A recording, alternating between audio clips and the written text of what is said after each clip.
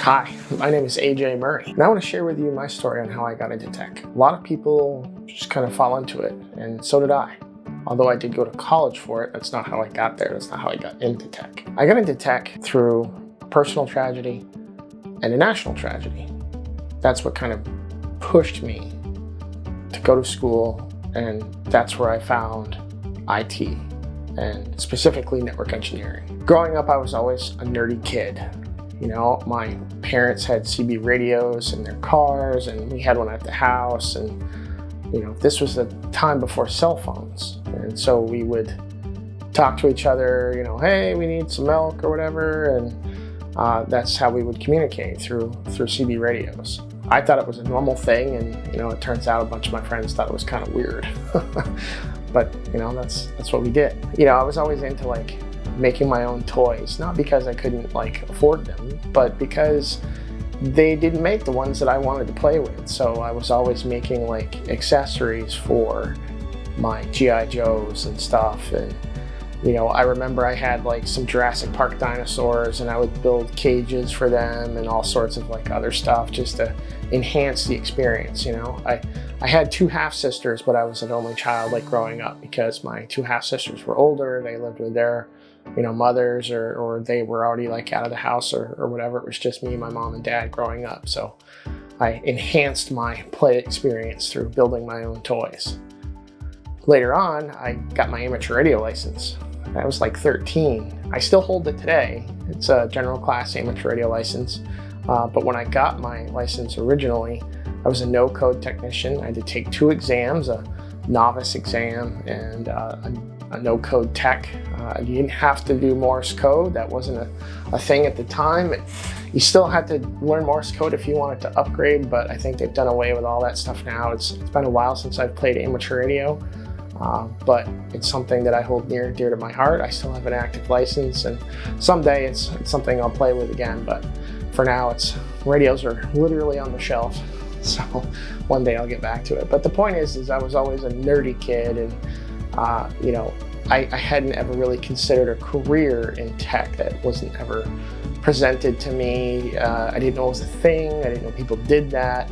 It's all, of course, obvious to me now that, yeah, it's a thing. Yeah, people do that. But, when I was younger, I didn't know that it was a thing. The closest I think I ever got to wanting a career in tech, or even a network engineer per se, was I wanted to be a cell phone wireless technician, right? Take care of the towers, take care of the infrastructure, stuff like that, but not like a network engineer, not like an IT kind of thing.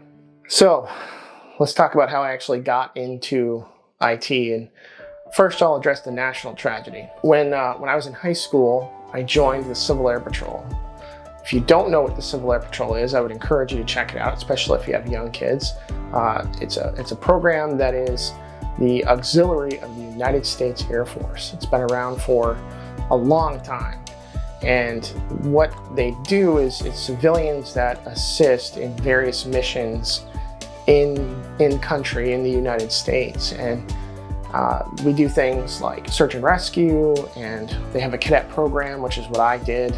I also did a lot of search and rescue, and one of their other main missions is aerospace education. I really got into aviation. I really got into planes, and it was something my dad even did. He joined the Civil Air Patrol with me. He was a senior member. He helped out when we did trips, to go to summer camps, or he even participated in missions with me. We did search and rescue together. We did search and rescue for missing airplanes and missing persons. And it was just this really great bonding experience that my father and I had, and a lot of friends I made while I was in Civil Air Patrol, I'm still friends with today. There's still people I keep in touch with. So that influence, that spark of aviation love, drew me to a program that Burlington Tech Center had. I went to high school in Burlington, Vermont. It was called Aviation Technology, and the whole point of the class was to get your airframe and power plant license. So be an aircraft mechanic. You could learn how to repair the airframe,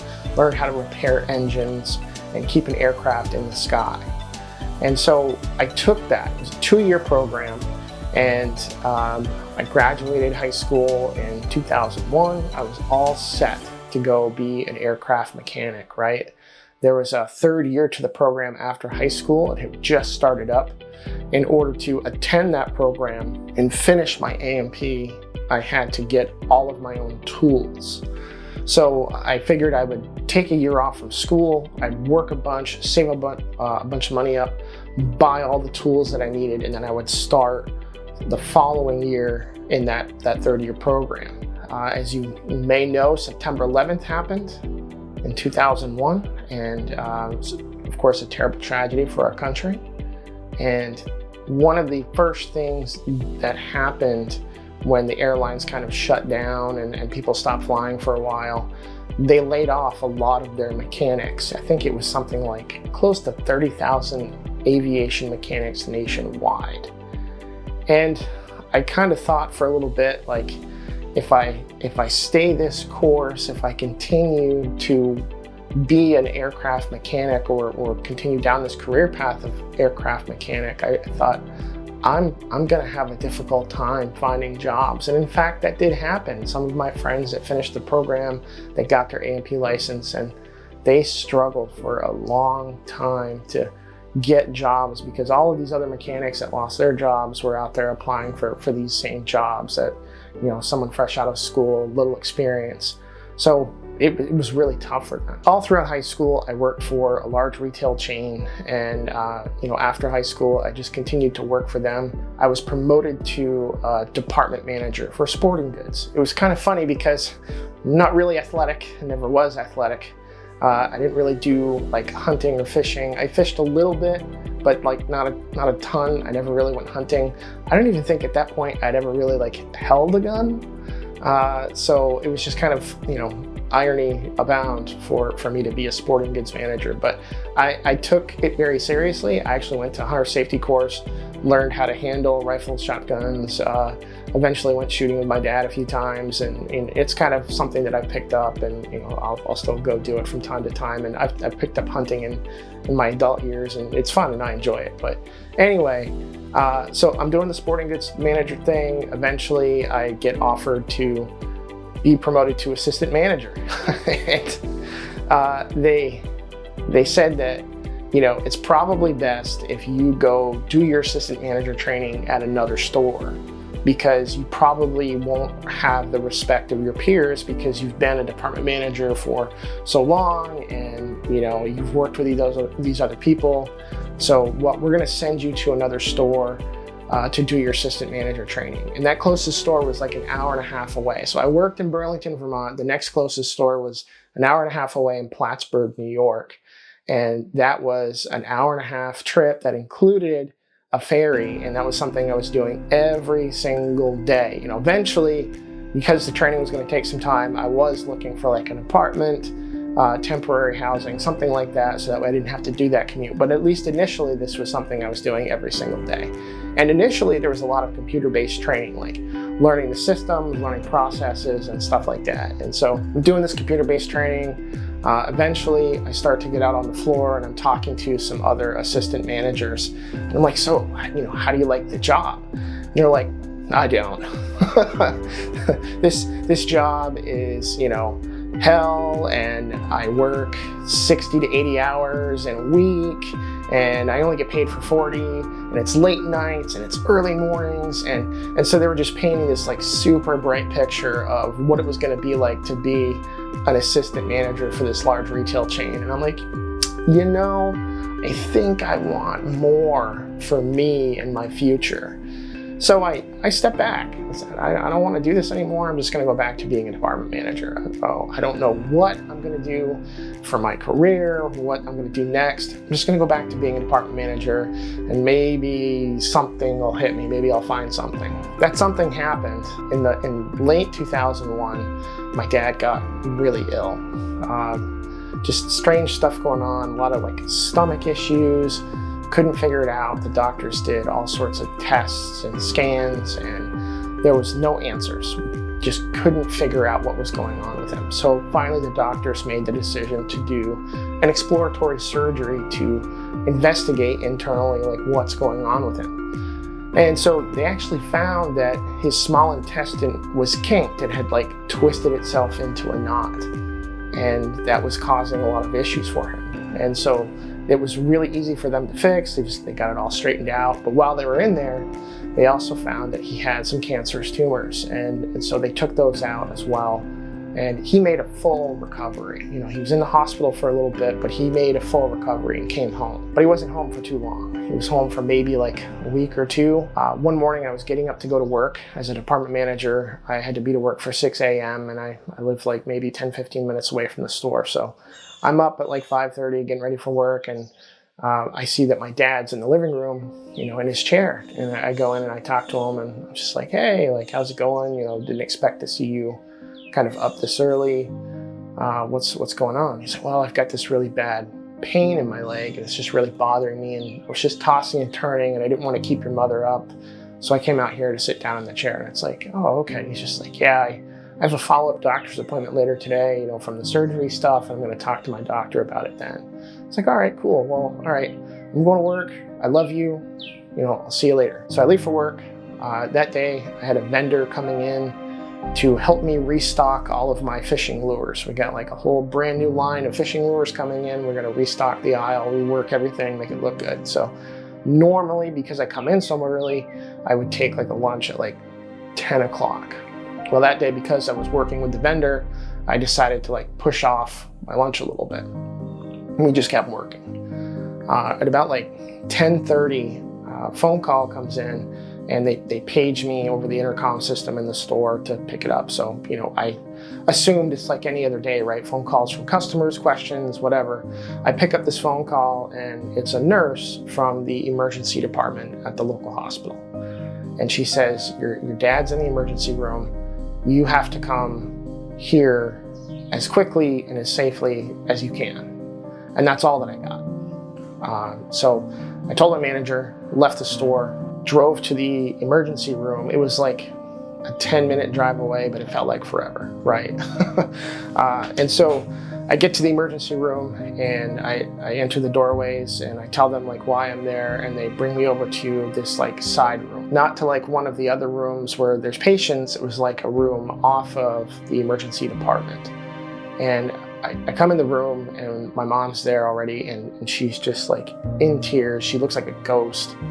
And she stands up and she tells me, she's like, your dad passed away. He's no longer with us anymore. And that, it shook my world. Like immediately my world's turned upside down. You know, so many questions, what's going on, what happened?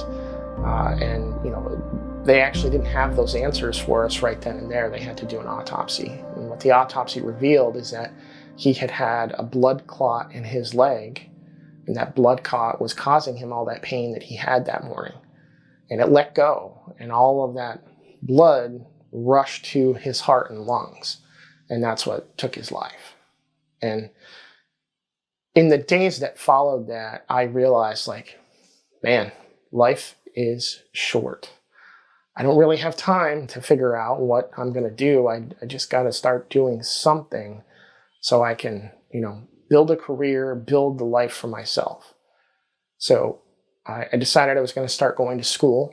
I didn't know for what, but I didn't do very well in high school, so my options were kind of limited as far as like, you know, I'm not going to go to an Ivy League school or anything like that. So I had to settle for the local community college. And while I was attending community college of Vermont, I found C++ class, C++ programming. And so it was really fun. I had a good time.